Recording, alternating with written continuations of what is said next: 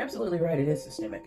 And that's why this is part two of the explanation of what's happening in the medical system. And the main thing I'm going to say is I'm not a harm to myself, nor have I ever been. However, I know the implications of my actions, so if you ever hear anything, just know I didn't do that.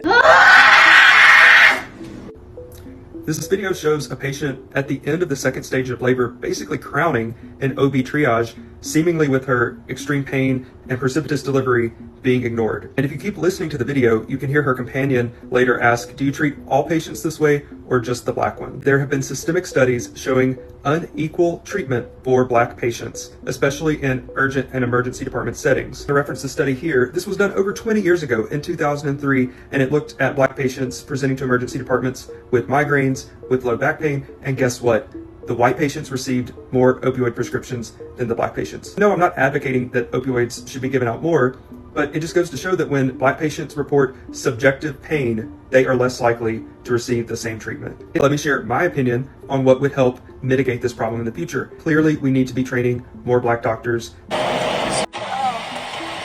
That woman only had her baby in the car because she was kicked out of the hospital in Crown Point, Indiana. Supposedly, she was kicked out because she wasn't progressing in labor. She had only dilated 3 centimeters. Even though she was actively in labor, they told her she had to go home. And she had her baby in the car 8 minutes later. My daughter's in active labor, and this is a Franciscan in Crown Point being put out in active labor. So we gotta transfer her to a different hospital.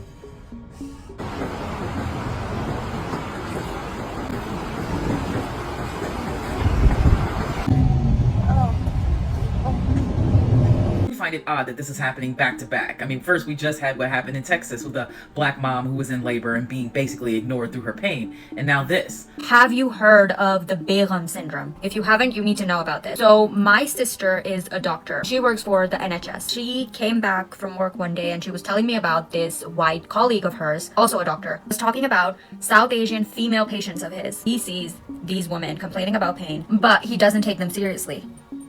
He fully believes that these women are exaggerating their pain. And he says to my sister that they all have Begum syndrome. At first, she didn't get it. She was telling me and I was like, what does Begum even mean? Like, that's not a word. Then it occurs, Begum is the mispronunciation of Begum, which is a term used to refer to women in Urdu and I'm pretty sure other languages as well. My sister and I immediately know that that is so racist of him. This man believes that these brown women are exaggerating their pain, doesn't take them seriously, which means that they are not getting medications, prescriptions, treatment that they need.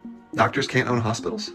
We slipped that into the Affordable Care Act back in 2010. Now only the most responsible and upstanding entities can own hospitals. Oh, you mean like private equity firms, health insurance companies, and churches? Exactly. You do know that physician-owned hospitals have better infection rates, better patient satisfaction, and overall lower cost of care. Counterpoint, they're awful. They cherry-pick only the wealthiest patients. Actually, an independent peer-reviewed study showed that physician-owned hospitals have virtually identical proportions of Medicaid patients and racial minorities compared to other hospitals. Well, that's not what our studies say. What studies?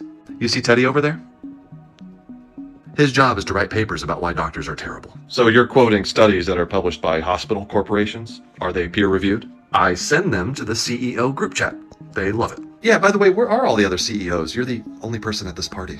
Well, we consolidated all the local hospitals around here, so it's just me. Oh, I see. So you prevent physicians from owning hospitals and form one giant hospital corporation, thereby limiting patient choice. That's right. It's amazing how much you can jack up your prices without any competition. And it's happening being people now are able to record, and I suggest you always record. If you are afraid of retaliation and losing your life, I want you to know if you are born, you are going to pass away. That will be the least of your worries. How you're treated here is very important. My next of kin was very afraid of retaliation, and I was absolutely subdued in the abilities that I had to advocate. So no, having more black doctors doesn't fix this issue when black people are not sitting on boards, as well as Hispanic people, as well as other people of color, in addition to who owns the actual hospitals. And since we're here, yes, the Obama administration did that. Your wealth and your network matter. These people have separate hospitals for themselves. They have concierge care. You go to the main hospital when foreign people get to show up and have their babies that they pay cash to have here in a separate wing. Why? Because they have the money. You need to wake up.